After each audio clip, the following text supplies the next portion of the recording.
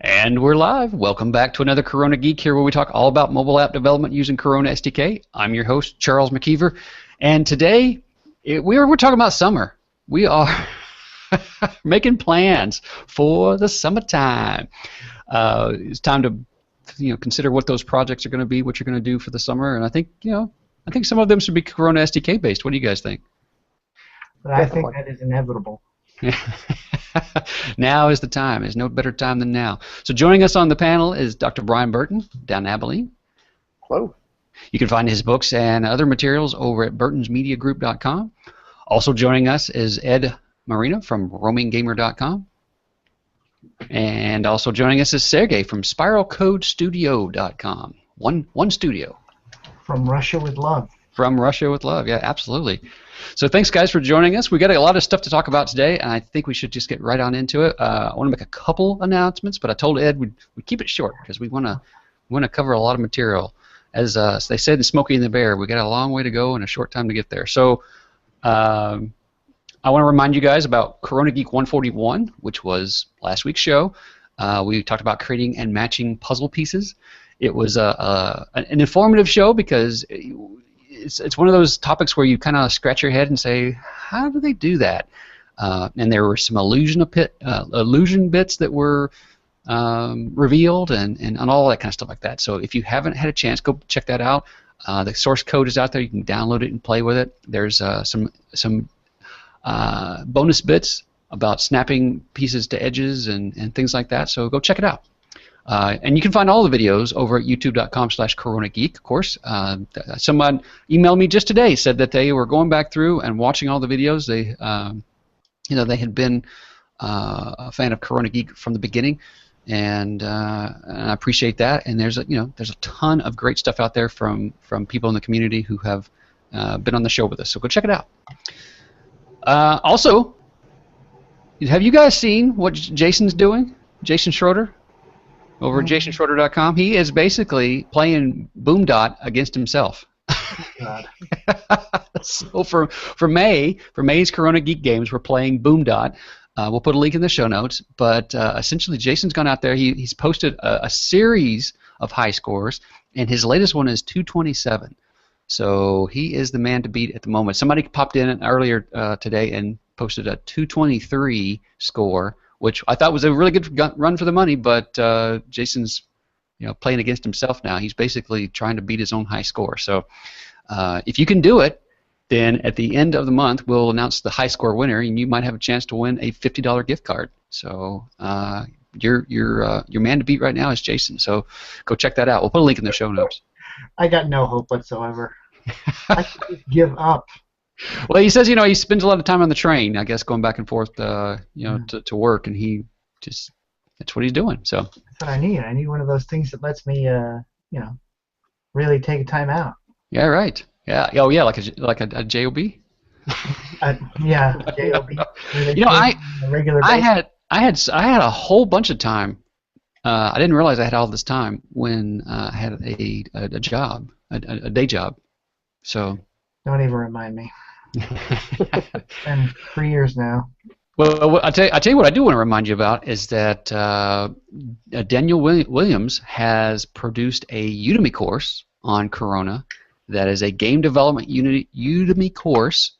It also covers ASO and adding ads to your apps. So if you are interested in something like that, go check it out. We'll put a link in the show notes, and you need to use Corona Geek, all one word, as the coupon code, and you'll get the course for $9. So I've taken the course. I'm probably about halfway through it, maybe, and it's good material, very good stuff. He does a ninja versus what was that? Ninja versus? No, good lord, ninja versus something, and I can't remember at the moment. And anyway, he shows you how to get the characters on the screen, how to make them move, how to do buttons, all those types of things like that. So and he's doing it the what we'll call the long form way. He's actually creating the buttons and stuff like that. I know that on some of our previous discussions here on the show, we've used library classes and stuff like that in order to kind of shortcut that process. But he's doing it the long way. Explaining the concepts. He is. So if you want to see the longhand form of the code, that's definitely a way to do it. Not the Ed lazy one-line version? Well, I think the one-line version is exceptionally good. But it's almost like anything else. As soon as you don't really appreciate it until you've seen the long version. Until you put the effort in. That's right. Yeah, yeah. Then you're like, oh, I definitely want to do that long. I want to do that one line version. I don't want to do that anymore. That's what I say all the time. Right. So go check it out. We'll have a link in the show notes, and do use the coupon code to save yourself on that course. Also, I just want to, before I forget, I know I will, next week we're going to try to get Caleb Place on. Caleb is the author of CBFX, which is a great particle effects library, and he'll be joining us. For those of you who don't know, he is actually out of country, or at least out of the U.S. at the moment with his family, and so his internet connection may or may not hold out on us. We're hoping for the best. He thinks that it will, and if it does not, then we'll make an alternate way of interviewing him. But we're hoping to have him. Backup plan for the hangout. Yeah, we got some backup plans for the hangout. We're gonna hope to have him on Monday though, because for those of you who don't know, Caleb is he's a teenager and he's written CBFX and a bunch of other stuff, and it's just amazing, phenomenal. Don't quote me on this, but I think when he first started writing CBFX, he was 14. Wow. Maybe I may be getting mixed up with another guy I've been working or talking to, but I think it was 14. He'll correct us anyways. Yeah, we'll get the full scoop from him, and see what's going on. But so let's hope that his internet connection holds out for next month. Absolutely. Or next week rather. Okay. One of those two. Did anybody on the panel have anything they want? Any announcements? Anything like that? I do, but you guys go first. I don't have anything. No, nobody. Okay, go ahead, Ed. No head shaking. Y'all got to have something. I'm announcing for Brian that Brian's now on vacation, and I hate it. I'm sorry, envy was the word. What you're calling vacation, I would call every day. So it's. Oh gosh, you are hurting me even more. Wow. Okay, so I'll do my announcement. You can see my screen, and I'm just going to say, this is Corona. What is it? Well, how can that be happening? That is a Corona desktop application. Looks like to me. That is a Corona desktop application. And I'm going to let the cat out of the bag because I'm allowed to on the show, not in the forums. So those of you who are watching the Hangout get the cat out of the bag version, which is, I should find it. I'll tell you how to find it, okay? First of all, this is available to you now in Corona. What I'm doing here is I'm running the desktop version of Corona for Windows. So if you have Windows, the Windows Simulator, you don't know it, but you've also got the Windows desktop sort of early version.